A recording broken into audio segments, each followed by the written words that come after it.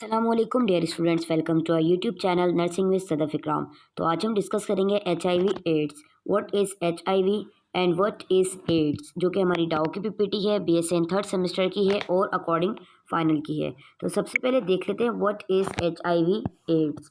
Acquired immune deficiency syndrome. A for acquired, I for immune, D for deficiency and S for syndrome. Acquired का मतलब कि ये हमारी अपनी ज़िंदगी में हासिल किया हुआ एक ऐसा वायरस है, एक ऐसी डिजीज़ है। हमारे पास इम्यूनिटी की दो टाइप्स होती हैं, एक होती है इनेट जो कि बाय बर्थ हमें मिलती है, और एक होती है अडेप्टिव या अक्वायर्ड जो हम अपनी ज़िंदगी में अडेप्ट करते हैं, अक्वायर्ड करते हैं। जब ये HIV एड्स जिसको होता है तो उसका जो इम्यून सिस्टम होता है वो बिल्कुल डिप्रेस हो जाता है, डेफिशिएंसी हो जाती है, और एक सिंड्रोम में कि इसके साथ बहुत सारी ग्रुप ऑफ डिजीज़ भी होती हैं, तो इसीलिए इसको नाम दिया गया है एड्स का। A disease caused by infection with a human immunodeficiency virus and is characterised by profound immunosuppression. AIDS एक ऐसी डिजीज़ है जो कि HIV की वजह से होती है, और HIV की फुल फॉर्म है ह्यूमन इम्यून डेफिशिएंसी वायरस। ये कैरेक्टराइज किया गया है कि जब इम्यूनोसप्रेशन पेशेंट होता है, इम्यून सिस्टम क्या होता है, जैसे कि किसी भी पेशेंट को अगर HIV हुआ है तो HIV होने के बाद उसका जो इम्यून सिस्टम है बिल्कुल वीक हो जाता है, जिसकी वजह से उसको एड्स होने के चांसेस होते हैं। HIV की हमारे पास 3 स्टेजेस होती हैं। अगर पेशेंट 3 स्टेजेस को क्रॉस करके फोर्थ में चला जाता है, इट मीन्स कि वो ज़्यादा सीवियरिटी की तरफ चला जाता है, और जो फोर्थ स्टेज होती है उसको हम कहते हैं AIDS. AIDS is caused by HIV human immunodeficiency virus. अब आपको पता होना चाहिए कि एड्स किसकी वजह से होता है, HIV की वजह से एड्स कॉज होता है। ये एक रेट्रोवायरस है जो कि RNA पे इफेक्ट करता है, कंप्राइजिंग ऑफ लिपिड मेम्ब्रेन और envelope studded with 2 viral glycoproteins GP120 and GP41। ये मोस्ट इंपॉर्टेंट है MCQs के हवाले से कि जो RNA पे काम करता है, एक रेट्रोवायरस है, ये 2 लिपिड मेम्ब्रेन से बना होता है। 2 लिपिड मेम्ब्रेन होती है जो कि इसको कंप्राइज की हुई होती है, एक एनवेलप में होता है, और जो एनवेलप पे कोटेड होती है वो ग्लाइकोप्रोटीन्स की यानी कि GP120 और GP41 की कोटिंग होती है। ये आपके पास MCQs आ सकता है कि A में आपके पास होगा GP120, B में ऑप्शन आ सकता है GP41, और C में आ सकता है ऑल ऑफ अबव, या फिर 2 कोई एक्स्ट्रा ऑप्शन भी आ सकते हैं। तो हो सकता है A एंड B दोनों आ जाए, तो 120 एंड 41 इसमें दोनों आता है। इट हैज़ मैट्रिक्स प्रोटीन, एक इसके पास मैट्रिक्स प्रोटीन होती है जिसका नाम आता है GP17। तो GP17 जो है वो क्या है, एक मैट्रिक्स प्रोटीन है। जो मेजर कैप्सिड प्रोटीन होती है वो P24 होती है, और inside the capsid protein 2 copies होती है यहाँ पे जीनोमिक RNA की, और 3 वायरल इंजाइम्स प्रेजेंट होते हैं, प्रोटीज, रिवर्स ट्रांसक्रिप्टेज और इंटीग्रेज। अभी किस तरह काम करते हैं, होस्ट सेल को किस तरह डिफेंस करता है ये, तो हम कंप्लीट इसकी थ्योरी देखेंगे, कंप्लीट इसकी पैथोजेनेसिटी देखेंगे फर्दर स्लाइड्स में। It infects immune cells, T lymphocytes, macrophages. ये इम्यून सेल्स होते हैं जो होस्ट यानी कि जिस भी पेशेंट की बॉडी में ये वायरस होगा तो उस पेशेंट की बॉडी के इम्यून सेल्स को इन्फेक्ट करते हैं, उसको वीक करते हैं, टी लिम्फोसाइट्स पे काम करते हैं और मैक्रोफेजेस पर काम करते हैं, उसको इन्फेक्ट करते हैं। ये हमारे पास एक पूरा स्ट्रक्चर है, एनाटॉमी है एड्स वायरस की। RNA इसका कहाँ पर प्रेजेंट है, ये इसकी एनवेलप प्रोटीन है जिसकी quantity GP41, GP120, P70 matrix protein, lipid membrane, P24 capsule and reverse transcriptase enzyme. अगर हम बात करें कि ये ट्रांसमिट किस तरीके से होता है, through exchange of blood other body fluids. Blood का एक्सचेंज होना, ये किसी भी बॉडी फ्लूइड्स के थ्रू ये ट्रांसमिट हो सकता है। ट्रांसफ्यूजन ऑफ इन्फेक्टेड ब्लड, किसी भी इन्फेक्टेड ब्लड से भी ट्रांसफ्यूज हो सकता है। Use of contaminated needles, syringes, other instrument, किसी भी कंटेमिनेटेड निडल्स, सिरिंजेस या कोई भी ऐसी इंस्ट्रूमेंट जो कि कंटेमिनेटेड हो उसकी वजह से भी हो सकता है। सेक्स होमोसेक्स एंड हेट्रोसेक्स की वजह से हो सकता है। कोई भी इन्फेक्टेड पर्सन है तो वजाइनल, एनल एंड ओरली की वजह से भी हो सकता है। From infected mother to her baby during pregnancy delivery. अब ये एंड लैक्टेशन, इन्फेक्टेड अगर मदर को HIV है तो जाहिर सी बात है वो बेबी में भी ट्रांसमिट हो सकता है। How HIV is not transmit, ये वो चीज़ें हैं कि आपने याद रखनी है कि इन चीज़ों से HIV ट्रांसमिट नहीं होता। Shaking hands, body contact with infected person, अगर आपकी बॉडी किसी ऐसे पर्सन के साथ कॉन्टैक्ट में है जो कि इन्फेक्टेड पर्सन है, फॉर एग्जाम्पल आपको एड्स है, सामने वाले पर्सन को ट्यूबरक्लोसिस है, तो ट्यूबरक्लोसिस वाले पेशेंट से अगर आप हाथ मिलाते हैं तो जो ट्यूबरक्लोसिस है वो तो एड्स वाले पेशेंट को फौरी तौर पे इफेक्ट कर सकती है, बट जो एड्स है वो उस पेशेंट को इफेक्ट नहीं कर सकता, यानी कि ट्यूबरक्लोसिस वाला सेफ है कि उसको एड्स हाथ मिलाने से नहीं हो सकता। Taking care of HIV patient, अगर आप किसी HIV पेशेंट की केयर कर रहे हैं तो उससे ट्रांसमिट नहीं हो सकता, हाँ लेकिन उसके जो बॉडी फ्लूइड्स वगैरह हैं उससे आपने बच के रहना है। Eating and living with infected person, उसके साथ आप खा भी सकते हैं, रह भी सकते हैं, लेकिन उसके फ्लूइड्स वगैरह से आपने अवॉइड करना है। मॉस्किटो, कोई भी मॉस्किटो के बाइट से, इंसेक्ट बाइट से नहीं होगा। शेयरिंग टॉल्स और क्लॉथ से नहीं होगा। Swimming in the same pond, pool और रिवर से नहीं होगा।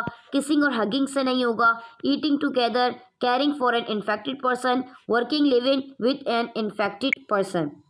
एपिडेमियोलॉजी ऑफ HIV एड्स, ये क्या है? एक पैंडेमिक डिजीज़ है। The epicentre of pandemic is the sub Saharan African countries, ज़्यादातर ये कहाँ पर होता है? जो सब सहारान जो अफ्रीकन कंट्रीज़ होती हैं वहाँ पर होता है। ग्लोबली अगर बात करें तो एपिडेमिक लेवल्स जो है वो एस्टिमेट करती है कि लोग जो हैं वो ज़्यादा एड्स के पीपल कहाँ रहते हैं? अफ्रीकन कंट्रीज़ में रहते हैं। अगर कंसनट्रेटेड एपिडेमिक की बात करें तो HIV जो है वो ज़्यादा कंसनट्रेट किया गया है उन ग्रुप्स में जो कि हाई रिस्क पे होते हैं, जिनको ईजिली एक्सपोज हो सकता है, तो वो पीपल्स होते हैं जो कि ड्रग्स को इंजेक्ट करवाते हैं बॉडी में, जो सेक्स वर्कर्स होते हैं और मैन विथ मैन सेक्स करते हैं, तो वो इन्फेक्टेड पर्सन हो सकते हैं, वो ज़्यादा रिस्क पे होते हैं कि उनको HIV का रिस्क हो सकता है। अगर हम बात करें वुमेन्स की तो बायोलॉजिकली सोशली मोर वल्नरेबल होती हैं कंपैरिजन टू मेन के, यानी कि वुमेन्स को ज़्यादा हाई रिस्क पर होता है और उनको ज़्यादा चांसेस होते हैं। प्रीडोमिनेंट मोड ऑफ ट्रांसमिशन इसका क्या है वर्ल्ड में? कि ये सेक्स यानी कि हेट्रोसेक्सुअल की वजह से होता है। ये आपका MCQs है और ये 75% इसी रूट की वजह से क्या होता है? ट्रांसमिट होता है। अगर इन्फेक्टेड ब्लड की बात करें तो ट्रांसमिशन ऑफ इन्फेक्टेड ब्लड, ये कंटामिनेशन जो निडल्स होती हैं, सिरिंजेस होती हैं, ये भी मोस्ट एफिशिएंट है कि इससे भी ट्रांसमिट हो सकता है। बट अगर आपके पास MCQs में आता है, क्योंकि हम BCQs को फिल करते हैं, तो बेस्ट चॉइस आपके पास आंसर कौन सा होना चाहिए? सेक्स हेट्रोसेक्सुअल की वजह से वो ट्रांसमिट हो सकता है। अगर हम बात करें एपिडेमियोलॉजी एट्स इन पाकिस्तान में बात करें तो पाकिस्तान में करंटली जो एक्सपीरियंस किया गया है, जो कंसंट्रेशन है HIV इन्फेक्शन की, वो एपिडेमिक है, यानी कि HIV कितने परसेंट फैल चुका है, ये कितने परसेंट चांसेस है? तो 5% डॉक्यूमेंट किया गया है कि 5% लोगों में चांसेस है, हाई रिस्क पर हैं कुछ पेशेंट्स। कौन कौन से हैं वो लोग? वो इंसान, वो क्लाइंट्स जो इंजेक्टिंग ड्रग्स यूजर्स हैं, जिनको IDUs कहा जाता है, जो कि अपनी बॉडी के अंदर ड्रग्स को इंजेक्ट करवाते हैं, और MSM man who have sex with man, ये भी ज़्यादा हाई रिस्क पर होते हैं, और जो हिजरास होते हैं यानी कि ट्रांसजेंडर पॉपुलेशन जो होती है, तो ये 3 ऐसे जेंडर्स हैं या ऐसे पॉपुलेशन आती है जो कि 5% पाकिस्तान में HIV का शिकार हो सकती है। ये भी आपके MCQs में आ सकता है। अगर हम रिस्क फैक्टर की बात करें HIV एड्स के, ये एज 18 to 45 के दरमियान की एज में ज़्यादा होता है। Multiple sex partners, injecting drug users, frequent travels, बार बार सफ़र करने की वजह से, क्योंकि हाइजीन का ख्याल नहीं रहता। आप जिसके साथ सफ़र कर रहे हैं आपको नहीं पता कि अगर उस पेशेंट को एड्स है, वो आपके साथ ट्रैवल कर रहा है, उसका कोई भी बॉडी फ्लूइड आपके बॉडी फ्लूइड से कॉन्टेक्ट में आ सकता है। लिविंग अवे फ्रॉम फैमिली से दूर रहना। Being member of marginalise population, being member यानी कि मार्जिनलाइज पॉपुलेशन ये होती है कि उस पॉपुलेशन में, उस सिटी में हर चीज़ मार्जिन के हिसाब से दी जाती है, कोई भी अपनी जगह से बाहर निकल के काम नहीं कर सकता। अगर हम बात करें कराची की, तो कराची में ऐसे लोग होते हैं जो कि दूर दराज से आके यहाँ पर स्टेबल होते हैं, काम कर रहे होते हैं, अपना फ्यूचर स्टेबल कर रहे होते हैं, सिक्योर कर रहे होते हैं। लेकिन अगर हम किसी ऐसे टाउन की बात करें कि वो लोग जो कि अपने टाउन से बाहर नहीं निकलते, तो वो लोग इस चीज़ का ज़्यादा शिकार होते हैं, वो उस पर रिस्क फैक्टर के ज़्यादा चांसेस होते हैं। प्रिजनर्स हो गए, हिजरास हो गए, MSM man sex with mans and persons with sexually transmitted infection, वो पर्सनस होते हैं जो कि हाई रिस्क पर होते हैं। अगर हम पैथो पैथोफिजियोलॉजी की बात करें तो ये जो रेप्लिकेशन होती है HIV की वो CD4 टी सेल्स पर होती है और इसके 8 स्टेप्स होते हैं। सबसे पहले इसकी अटैचमेंट होती है। HIV virus binds to host cell with CD4 helper T cells that has high affinity for HIV GP120 GP41 एंडोप्लाइड glycoproteins also attach with the host cell. अब होता क्या है कि जैसे ही HIV इन्फेक्शन जो है, ये HIV वायरस जो है होस्ट सेल यानी कि जिस भी पेशेंट की बॉडी के साथ कांटेक्ट में आता है सबसे पहले वो होस्ट सेल के साथ बाइंड हो जाता है।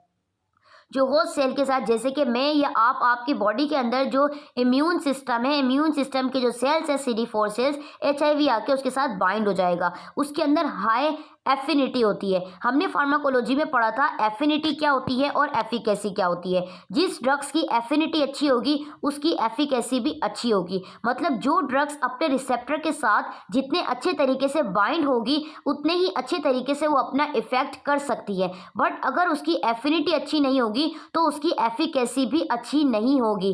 Week affinity versus weak efficacy पर डिपेंड करती है। तो HIV की जो एफिनिटी होती है, इसकी जो बाइंडिंग होती है अपने होस्ट के टी सेल्स के साथ, वो बहुत ज़्यादा हाई लेवल पे होती है। फौरी तौर पे क्या होती है, बाइंड हो जाती है, क्योंकि इसकी जो एनवेलप ग्लाइकोप्रोटीन्स होती हैं GP120 और GP41 ये अटैक करती हैं होस्ट सेल पर और ये फौरी तौर पे क्या होती है, अटैच हो जाती हैं CD4 होस्ट सेल के जो इम्यून सिस्टम के सेल्स होते हैं। अटैचमेंट होने के बाद इनकी अनकोटिंग होती है। अब जो एनवेलप पेप्टाइड होता है यानी कि जो वायरल उनका होता है, जो एनवेलप बना होता है, वो फ्यूज हो जाता है CD4 सेल्स के अंदर मेम्ब्रेन के थ्रू। उसके बाद क्या होता है, वो अनकोटिंग हो जाता है। जब वो अनकोट होता है वायरस तो उसके अंदर वायरल RNA और 3 एंजाइम्स जो है वो प्रेजेंट होते हैं जो कि होस्ट सेल के अंदर इंटर हो जाते हैं। स्टेप 3 में क्या होता है, DNA synthesis through reverse transcriptase. अब DNA क्या होता है, इसके अंदर रिवर्स ट्रांसक्रिप्टेज पे काम करता है, यानी कि DNA की क्रिएशन इस तरीके से होती है कि वो रिवर्स ट्रांसक्रिप्टेज हो जाती है। HIV वायरस जब कन्वर्ट होता है, जब होस्ट सेल के साथ बाइंड होके, जब वो, क्योंकि HIV जो आपके RNA पे इफेक्ट कर रहा होता है, तो HIV का काम क्या होता है, जो होस्ट सेल का जो CD4 सेल्स है उसके अंदर जो DNA प्रेजेंट होता है, तो HIV अपना RNA उस DNA के अंदर कन्वर्ट कर लेता है। किस एंजाइम के जरिए, रिवर्स ट्रांसक्रिप्टेज के जरिए। जब वो डबल स्टैंडर्ड DNA बन जाता है तो वो कैरीज करते हैं कि यहाँ पे कुछ ऐसी इंस्ट्रक्शंस होती हैं जो कि इसको इफेक्ट कर सकती हैं। फिर हमारे पास फोर्थ प्रोसेस आता है इंटीग्रेशन का। इंटीग्रेशन में क्या होता है, जब वो न्यू DNA बन जाता है, यानी कि जो HIV का RNA था वो होस्ट सेल के DNA के साथ कन्वर्ट हो गया। HIV ने कन्वर्ट किया, अब वो डबल स्टैंडर्ड DNA बन गया। अब हम उसको DNA का नाम देंगे। जब न्यू DNA इंटर हो जाता है CD4 सेल के न्यूक्लियस में, किसके थ्रू, इंटीग्रेस एंजाइम के थ्रू, तो वो क्या करता है, होस्ट सेल DNA के अंदर इंसर्ट हो जाता है। अब जो न्यूक्लियस के अंदर होस्ट सेल का जो DNA प्रेजेंट होता है उसमें क्या होगा, वो इंसर्ट होने लग जाएगा। यहाँ पे चीज़ एक याद करने वाली ये है कि जब RNA DNA में कन्वर्ट हो रहा है तो किस एंजाइम के थ्रू हो रहा है, रिवर्स ट्रांसक्रिप्टेज के थ्रू। जब DNA इंटर हो रहा है होस्ट सेल के DNA में, ठीक है, वो DNA जो कि RNA में कन्वर्ट हुआ है, जब वो कन्वर्ट हो रहा है उसके अंदर, तो वो किसके थ्रू हो रहा है, इंटीग्रेस के थ्रू हो रहा है। ये एंजाइम्स के नाम आपने याद रखने हैं। फिफ्थ स्टेप में क्या होता है, ट्रांसक्रिप्शन होती है। ट्रांसक्रिप्शन का मतलब होती है कि कॉपी बनाना, ठीक है। इट इन्वॉल्व्स, अब इसके अंदर क्या होता है, जब DNA जो होता है उसकी ट्रांसक्रिप्शन बनना शुरू होती है, मतलब कि उसकी कॉपीज बनना शुरू होती हैं mRNA से, वही mRNA जो कि कन्वर्ट हुआ था। इसकी इंस्ट्रक्शन में क्या होता है कि यहाँ पे न्यू वायरस कॉपी बनती है और सिंपली इंस्ट्रक्ट किया जाता है होस्ट सेल को कि वो कॉपीज बनाना शुरू कर दे। मतलब कि जो होस्ट का DNA होता है, जो उसके न्यूक्लियस में प्रेजेंट होता है CD4 सेल्स के, उसको लगता है कि ये मेरे काम की चीज़ है, अगर मैं इसकी कॉपीज बनाऊंगा तो होस्ट को फायदा होगा। जबकि उसको ये नुकसान होता है कि जितनी कॉपीज वो बनाता रहेगा उतना ही होस्ट सेल को नुकसान होता रहेगा, क्योंकि जितना वायरस फैलता रहेगा उतना पेशेंट जो है वो क्रिटिकल सिचुएशन की तरफ जाता रहेगा। जब HIV 1 stage, 2 stage and 3 stage को वो क्रॉस कर लेगा तो वो एड्स की तरफ बढ़ जाएगा, जो कि अनप्रिडिक्टेबल, अनटॉलरेटेबल स्टेज होती है, जिसको कंट्रोल करना बहुत ज़्यादा डिफिकल्ट होता है और समटाइम इसको कंट्रोल नहीं किया जा सकता। और अभी तक इसका कोई ऐसा प्रॉपरली इसका कोई ट्रीटमेंट नहीं है जिसकी वजह से HIV एड्स ट्रीट हो सके। फिर इसकी ट्रांसलेशन होती है। अब कॉपीज़ बन गई हैं, अब 7th में क्या हो रहा है, ट्रांसलेशन हो रही है। ट्रांसलेशन में क्या होता है, जो आरएनए होता है वो इंस्ट्रक्ट कर रहा होता है एमआरएनए को, ठीक है, कि वो न्यू पॉलीप्रोटीन्स को क्रिएट करे। अब पॉलीप्रोटीन्स क्या होती हैं, एक ऐसे कंपोनेंट्स होते हैं जिससे न्यू वायरस की कंस्ट्रक्शन होती है। फॉर एग्जाम्पल, जैसे मैंने बताया अक्वायर्ड इम्यून डेफिशिएंसी सिंड्रोम, तो सिंड्रोम में ग्रुप ऑफ डिजीज की बात होती है। जो भी न्यू वायरसेस होते हैं उसकी कॉपीज कौन बनाता है, पॉलीप्रोटीन्स बनाती हैं, और उनको सिग्नल कौन देता है, एमआरएनए। आरएनए क्या चीज़ है, वही जो होस्ट में इंटर हुआ था, ठीक है, और एमआरएनए क्या है, डबल स्टैंडर्ड आरएनए की बात हो रही है जो कि कन्वर्ट हो गया डीएनए के अंदर। अब ये क्या होता है, पॉलीप्रोटीन्स को क्रिएट करता है ताकि मजीद वायरस की कॉपी बन सके, जो भी न्यू वायरस है। यानी कि जब पेशेंट को एचआईवी एड्स होता है तो वो इस सिचुएशन में होता है कि उसके पास अगर कोई भी ऐसा पर्सन गया, जैसे ट्यूबरक्लोसिस का पेशेंट गया, हेपेटाइटिस का पेशेंट गया, या निमोनिया का पेशेंट गया, कोई भी ऐसी डिजीज़ का पेशेंट गया जो कि ट्रांसमिट हो सकता है, तो वो इजीली एचआईवी वाले पर्सन को ट्रांसमिट हो जाएगा, क्योंकि इससे काफ़ी सारी डिजीज़ हो सकती हैं। रेस्पिरेटरी कैरिनी हो सकता है, कैंडिडिया एल्बिकन्स हो सकता है, काफ़ी सारे फंगल इन्फेक्शन हो सकते हैं। तो इससे क्या होता है, जो पॉलीप्रोटीन्स होती है एक ऐसा कंपोनेंट होता है जो कि न्यू वायरसेस की कंस्ट्रक्शन के लिए होता है। फिर लास्ट में क्या होता है, क्लीवेज होता है। क्लीवेज क्या है, प्रोटीज। प्रोटीज क्या है, एक ऐसा एंजाइम है जो कि पॉलीप्रोटीन्स की चेन को कट कर देता है, हर एक इंडिविजुअल प्रोटीन को कट कर देता है, जो कि न्यू कॉपीज बनाई जाती हैं उसको कट कर देता है। अब अगर हम कोई ऐसी मेडिसिन, इनकी मेडिसिन आती हैं अलग अलग जो कि रिवर्स ट्रांसक्रिप्टेज पे भी काम करती हैं ताकि वो कन्वर्ट ना हो, इंटीग्रेज पे काम करती हैं, वो इंसर्ट ना हो, प्रोटीज पे काम करती हैं पॉलीप्रोटीन चेन को कट करने के लिए। जब पॉलीप्रोटीन चेन कम हो जाती है तो इसका मतलब जो सिंड्रोम है, ग्रुप ऑफ डिजीज है, वो कम चांसेस होते हैं कि पेशेंट को कम से कम चांसेस हो कि उसको मजीद डिजीज ना फैल सके। फर्स्ट में क्या हो रहा है, फ्यूजन हो गई, जैसे ही होस्ट सेल के आया ये अटैक कर लिया इसने टी सेल्स के। उसके बाद क्या हुआ, रिवर्स ट्रांसक्रिप्टेशन इंटीग्रेशन के जरिए ये होस्ट सेल के अंदर ट्रांसमिट हो गया। उसके बाद जो वायरल डीएनए था वो फॉर्म्ड हुआ रिवर्स ट्रांसक्रिप्टेज में, ये नजर आ गया। अब इसकी ये कॉपीज बनी, इंटीग्रेस के थ्रू जो कॉपीज बनी तो ये इंटर्ड होने लग गया डीएनए में। इंटीग्रेस के थ्रू क्या हुआ, इंटर होने लगा।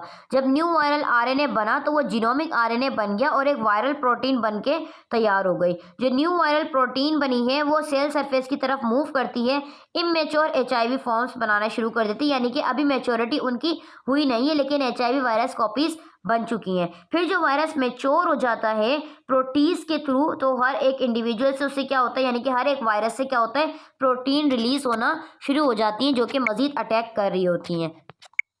अगर हम स्टेजेस की बात करें तो स्टेजेस मैंने आपको बताया था कि एचआईवी इन्फेक्शन की 3 स्टेजेस होती हैं, लेकिन जो 4th होती है उसको हम ज़्यादा क्रिटिकल लेते हैं और वो एड्स स्टेज होती है।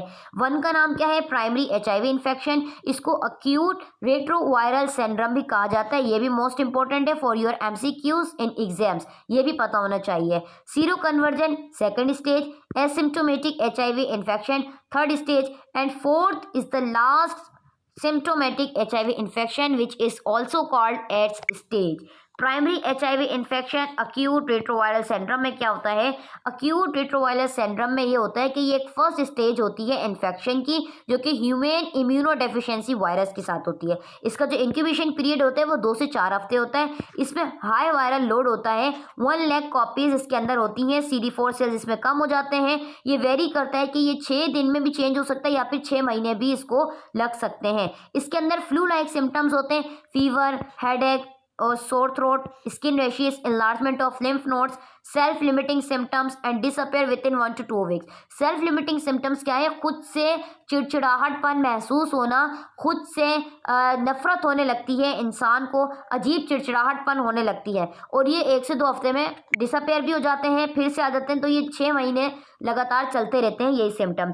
सीरो कन्वर्जन जिसको डिटेक्टेबल AB कहा जाता है, AB का मतलब होता है एंटीबॉडीज। सीरो कन्वर्जन क्या है, एक ऐसा पीरियड होता है, एक ऐसा टाइम होता है कि जब पर्सन जो कि इन्फेक्टेड है HIV से, उसका अगर कोई टेस्ट पॉजिटिव नहीं भी आता तो हम उसके जो एंटीबॉडीज होती हैं उसको डिटेक्ट कर लिया जाता है। वायरल लोड करवाया जाता है, वो डिक्रीज होता है तो उसको कंट्रोल कर सकते हैं इम्यून सिस्टम के जरिए। ये मुख्तलिफ किस्म के यानी कि मुख्तलिफ किस्म के होते हैं, ये लोअर लेवल पर होते हैं कुछ मंथ्स तक। एक होता है विंडो पीरियड, एक यूनिक अपॉर्चुनिटी होती है यहाँ पे ट्रीटमेंट की कि ये आपके एमसीक्यूज में आ सकता है कि कौन सा है अपॉर्चुनिटी जो कि विंडो पीरियड में क्या होता है कि अगर आपको पता चल गया कि इस पेशेंट को HIV है और वो फर्स्ट स्टेज क्रॉस करके सेकेंड पे आ चुका है, तो आपने उसको फौरी तौर पर मेडिकेशन देनी है, ट्रीटमेंट देना है, तो वो उससे बच सकता है कि ना वो थर्ड की तरफ जाए बल्कि उससे ये ख़त्म हो सके।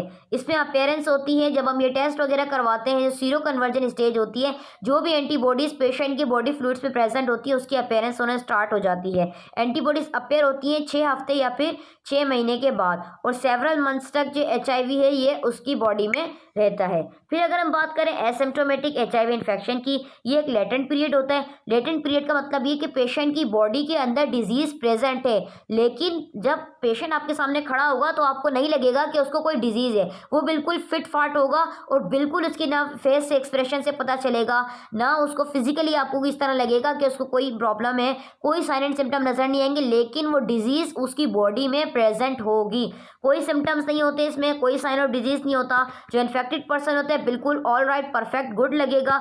ये वेरी करता है कि 6 मंथ से 10 सालों तक जो HIV कॉज होता है वो ऐसे ही आसानी से नहीं हो जाता। अगर किसी को लगा है तो वो 10 सालों के बाद पता चलेगा कि इसको एड्स है। अब उन 10 सालों में patient HIV 1 stage, 2 stage, 3 stage तीनों क्रॉस कर चुका होगा, और बीच में नहीं पता चलता कि इस पेशेंट को HIV है, अगर है तो कौन सी स्टेज पर है। जो HIV वायरस है ये कंटिन्यूसली रेप्लिकेट होता रहता है, और ये एक ऐसा वायरस है जो कि बहुत ज़्यादा क्विकली रेप्लिकेट होता है होस्ट सेल में, होस्ट की बॉडी में।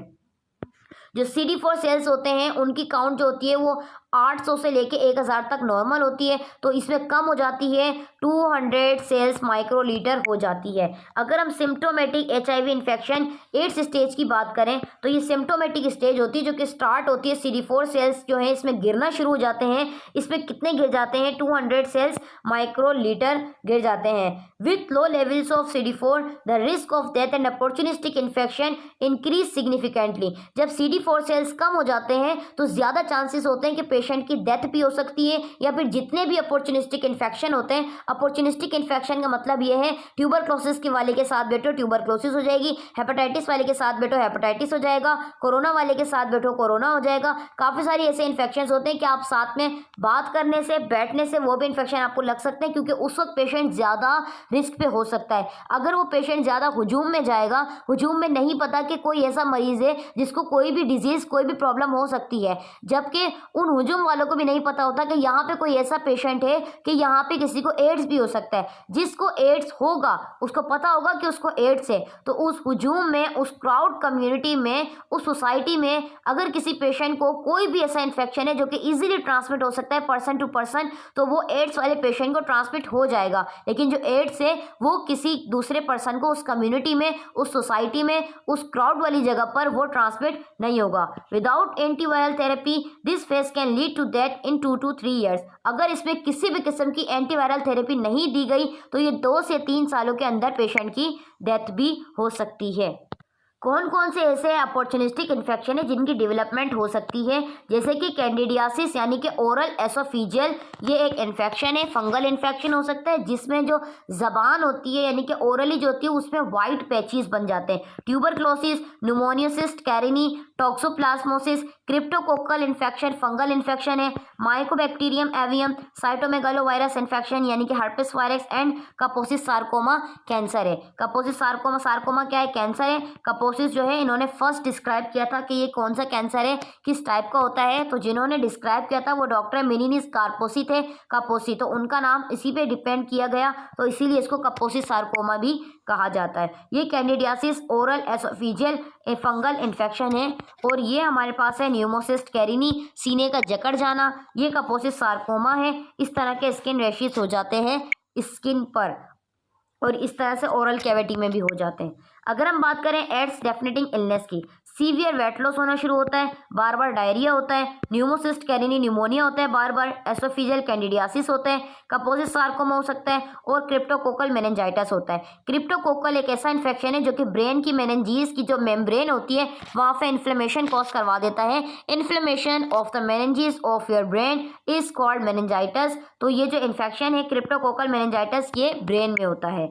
HIV वैक्सीन क्या है कि 47 ईयर्स पहले की बात है, यानी कि 47 ईयर्स में क्या हुआ कि जो पोलियो वैक्सीन है वो डेवलप होती है 47 साल में। अब जब HIV की वैक्सीन है ये ज़्यादा डिफिकल्टी होती है, ये डेवलप नहीं हो सकती क्योंकि बहुत सारे इसके रीजंस है। रीजंस कौन से हैं? नंबर 1 इज़ HIV वायरस जो है वो अपनी कॉपीज बना रहा होता है, तो नहीं पता कि कौन सी वैक्सीन हम कब लगाएं और पेशेंट की बॉडी में कितनी एंटीबॉडीज, कितनी कॉपीज mRNA DNA की प्रेजेंट है और किस टाइप की उसको वैक्सीन लगनी चाहिए। बहुत सारी टाइप्स होती हैं HIV एग्जिस्ट की, न्यू टाइप्स भी इसके अंदर हो जाती हैं। अब आपने आप उसको फॉर एग्जाम्पल अगर आप उसको वैक्सीन लगा रहे हैं, ठीक है, जब वो सेकंड में आ रहा है, सेकंड वैक्सीन डोज लगवाने के लिए आ रहा है, अब उसको ट्यूबरक्लोसिस भी है, मेनिंजाइटिस भी हो गया, कैंडिडियासिस भी हो गया, अब आप उसको कौन कौन सी वैक्सीन लगाएंगे? तो HIV की कोई खास वैक्सीन नहीं है। HIV को डेवलप ये क्लेवर वेज में होता है, आउटविटिंग होता है इम्यून सिस्टम पर, यानी कि चालाकी से इम्यून सिस्टम पे क्या करता है, इफेक्ट कर रहा होता है और इम्यून सिस्टम को ऐसा लगता है कि ये मेरे फायदे की चीज़ है, तो इम्यून सिस्टम इसी के काम कर रहा होता है क्योंकि CD4 सेल्स जो है बेसिकली उनका काम क्या होता है, हमें किसी भी फॉरेन बॉडी से डिफेंस प्रोवाइड करना। लेकिन ये आते ही जब CD4 पे अटैक करता है तो CD4 को लगता है कि ये मेरे मतलब की चीज़ है, तो वो इसके साथ काम करना शुरू कर देता है और वो होस्ट को मजीद नुकसान दे रहा होता है। None of the people infected by HIV have ever completely cleared from it their body. कोई भी ऐसा पर्सन नहीं है जो कि HIV से बिल्कुल क्लियर्ड हो गया हो और उसकी बॉडी से एंटीबॉडीज रिमूव हो गई हो। पेशेंट स्टिल अगर कोई HIV है तो उनकी अपनी ज़िंदगी होती है कि कब तक वो रहें, 5 साल 10 साल, लेकिन ज़्यादा से ज़्यादा चांसेस होते हैं कि पेशेंट 2 से 3 साल रहता है एड्स की स्टेज में आके, 4th स्टेज में आके उसके बाद उसकी डेथ हो जाती है। अब HIV फैलता कैसे है, उससे हम बच कैसे सकते हैं? जिस तरीके से वो फैल रहा है इतनी स्पीड से, तो उससे प्रिवेंट किस तरह किया जा सकता है? तो ABC उसके 3 प्रोसेस हैं। Abstinence from sex, pre marital sex, बिल्कुल एब्सेंस हो जाना। Being faithful to partner, avoid extra marital sex, faithfully काम करना है और कॉन्डम्स वगैरह का इस्तेमाल करना है ताकि किसी भी डिजीज़ की प्रिवेंशन से आप लोग बच सकें। अवॉइड शेयरिंग ऑफ निडल्स, किसी भी किस्म के निडल्स वगैरह शेयर नहीं करनी। कोई भी सिरिंजेस हो गई। Proper screening of blood before transfusion, अगर आप किसी को ब्लड ट्रांसफ्यूज करें तो प्रॉपर स्क्रीनिंग करें, उसको देखें कि किस पर्सन से डोनर कौन था, उसको कोई इन्फेक्शन वगैरह तो नहीं था, और स्टरलाइज इंस्ट्रूमेंट का इस्तेमाल करें, स्टरलाइज इक्विपमेंट का इस्तेमाल करें। तो ये थी आज की हमारी PPT एड्स की। अगर इसमें कोई भी क्वेश्चन हो, कोई भी ऐसी टर्म जो कि समझ में नहीं आई हो, तो उसका क्वेश्चन आप कमेंट सेक्शन में पूछ सकते हैं। Thank you so much.